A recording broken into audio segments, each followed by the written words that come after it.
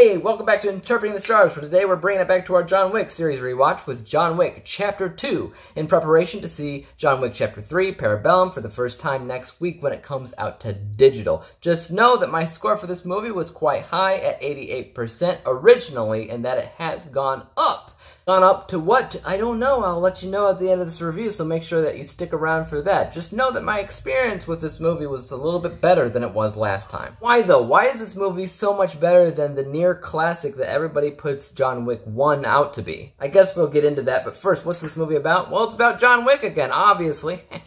After exacting revenge on the men that killed his dog and took his car, John Wick is spun once again into the life that he does not want to live. He is forced, perhaps even cornered, to commit an act of unforgivable atrocities, and after doing such, is put into a life of doo-doo. But can he survive? He is John Wick, after all. Can Baba Yaga still have the skills to survive the impossible? So this movie is pretty insane, right? From beginning to end, there's a lot to love about it. I do have it rated higher than the first one. A lot of people have it rated better than the first movie, but why is it? Why is it better than the first movie? Everybody remembers the first movie. When thinking about the plot to all of these different movies, they probably think about the first film. Why? Because it is incredibly simplistic. It is not complex at all. It is just a revenge plot film. And as far as revenge plot films go, people often think about this before they think about other movies because it is just that recognizable. It is so easy for filmmakers and screenwriters to just throw in a revenge plot in a script without much thought or depth put into it. It makes for a simple story, like John Wick 1 is. It makes for a lot more character development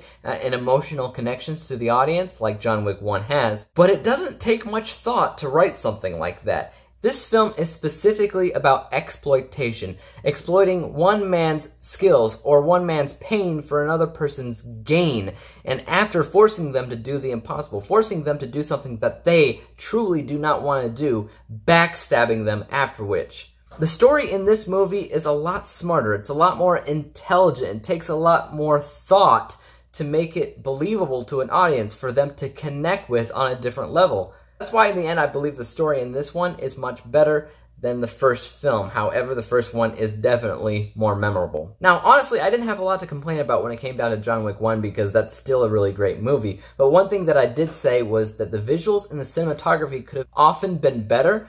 There were times in the movie where it really stood out as great, but there was also a ton of other times where it just stood out as standard and forgettable, basically what anybody else could do. It didn't feel so much like John Wick's voice or personality when it came down to how the film looked. This one did. This is what I want to see out of the movies. It is really good when it came down to the lighting and the colors. Basically, whenever John Wick 1 looked fantastic, that's what John Wick 2 looked like, but it looked like that all the time, from beginning to end. Also, the camera work was always fantastic. The way that these shots were framed was really good, specifically when it came down to shooting scenes with mirrors. Movies often have trouble with mirrors, whether you realize it or not, because you can never shoot directly at a mirror or else the camera will be in the shot. There was this hall of mirrors scene in the film that is phenomenal because you never see the camera. There were plenty of shots directly at the mirror and the camera was invisible, probably because of post-production. And also a lot of those shots were probably camera placement as well. So it was probably a combination of the two. Makes this film feel unique. Maybe it's just me.